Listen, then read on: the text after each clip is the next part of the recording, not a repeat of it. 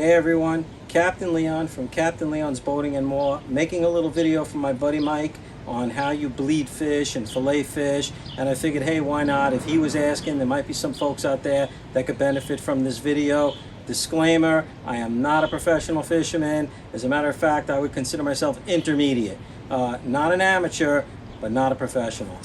So why don't you join us? We're going fishing. We're here on Long Island, New York, and we're going to be fishing in the Long Island Sound. Very quick, very simple video on how to just rig up your line, how to jig for fish, how to catch the fish, how to bleed the fish so your fillets are nice and white, and lastly, how to fillet and package your fish.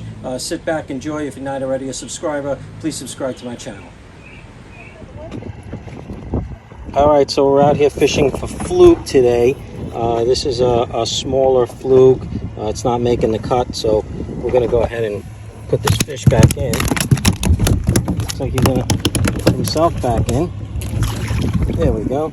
You can see that this fish is spitting up sand eels. The water is pretty well engorged with them right now.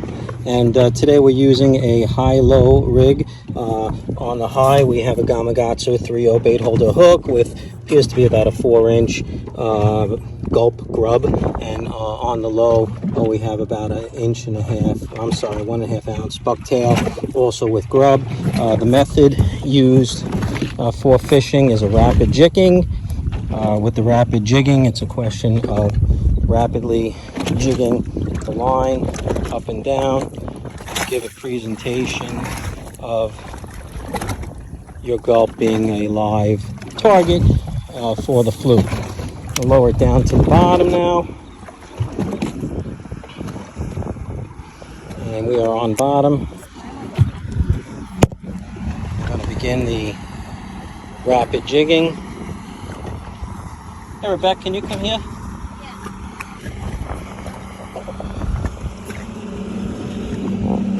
My assistant cameraman here just filmed me fishing. Get the rapid jigging technique.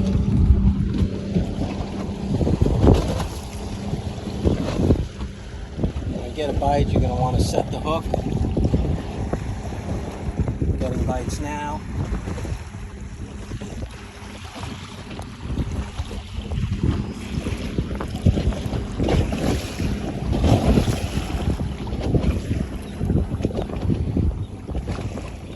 At about a 1 mile per hour speed over ground, which is an ideal speed. Okay, we're hooked up now. And here is another Fluke. This time he went on the high. This is the technique. 19 inches the limit here in New York, at least until midsummer when we switch to, I believe, 19 quarter, 19 and a half, but and then we move into the process of bleeding the fish. We'll get into that in a second, and then how to fillet. All right, Mike, we got one keeper here. I'm going to demonstrate the bleeding technique. We have a bucket filled with some seawater, about a third filled in a 5-gallon bucket. And I'm going to grab our Fluke, keep a 19-inch right on the line. You don't want to stab yourself here, so basically what you want to do is you just want to cut the gill. So I have a knife here, all right, hopefully you can see in the sun, and I'm just going to go in and cut them. And what you're going to start to see is blood dripping in the water. Again, watch your fingers. Okay, if you look in the water now, you'll see blood dripping, and that means his gill is cut. Now you can see in the water all the blood. He might flop around, which I just put the cover on just in time so he doesn't spray any bloody water on you. We're going to leave the Fluke in there for probably about 10 minutes.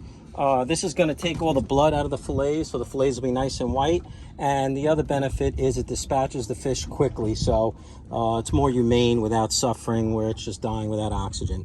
All right, when we're done with this, we'll put it in the cooler in about 10 minutes. Okay, so we've had this fish bleeding for at least 10 or 15 minutes. You can see all the blood that came out. Fish should be ready to go onto ice at this point. There we go. Our keeper Fluke. Want to keep it good and cold so we can continue fishing. All right, now it's on ice, and now we will dump the blood bucket. Okay, we just got in. We're getting ready to fillet our fish. Just a quick note, this is not a fishing boat. Not at all, but we fish from it, and we've come to realize that the fish don't seem to mind. You know, they just can't seem to figure it out that we're not fishing from a fishing boat. So if you're on a boat and you're fishing, well, then it's a fishing boat regardless. All right, so here we go. We're ready to fillet our fish. This is summer flounder, known as Fluke here in the Northeast. Again, falling in the same category of being intermediate.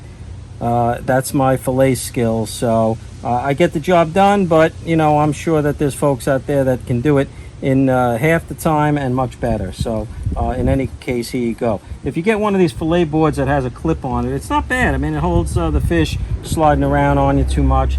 You know, most people don't need it, but you know, why not? All right, so this is a Dexter 7-inch knife, stainless steel, and I'm going to do a 45-degree angle. You know, there would be 90, so there's a 45. This is the shoulder of the fish.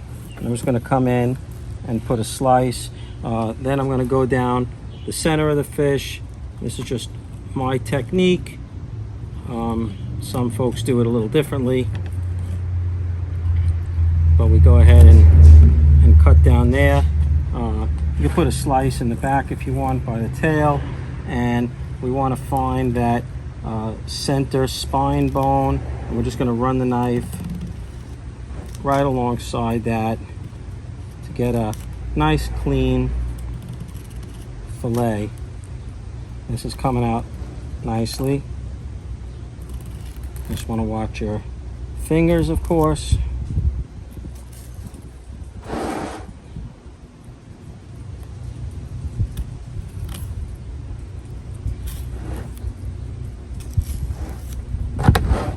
Helps to have a real sharp knife. And you can see we have a beautiful fillet here. We have nothing but just skeletal bones. And we're beautiful on that side. Spin it around. I'm going to do the same thing on this side.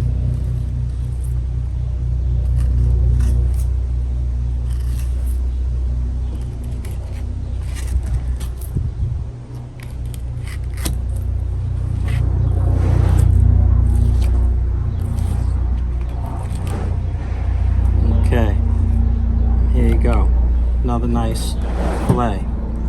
Two beautiful fillets right there, and nothing but skeletal remains. I'm gonna go ahead and flip the fish over. We're gonna repeat the process on this side. Okay, so now we have the 4 fillets that come off the fish. 2 of them, of course, on the top of the fish, 2 on the bottom. You can see how nice and white these fillets are. That's because we went ahead and bled the fish. Now I'm just going to go over how to remove the fillet from the skin.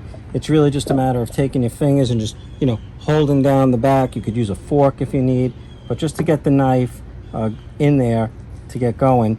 And then you could really just hold down and just run the knife along the skin, back and forth. And you'll see that the knife is good and sharp. You get a beautiful fillet right off the skin. Okay, here we go. Here's the skin, and here is a beautiful fillet.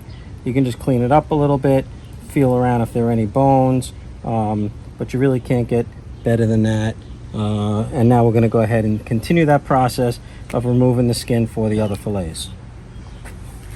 All right, so I like to vacuum seal my fish, and also there's always a question, do you wash your fillets, do you not wash your fillets? Most of the experienced guys say don't ever let tap water touch the fish because it begins the process of breaking down the meat, due to chemicals in the tap water. I don't know. I make a very cold slurry with some kosher salt and water, and I go ahead and I clean my fillets. I just wash off any grime.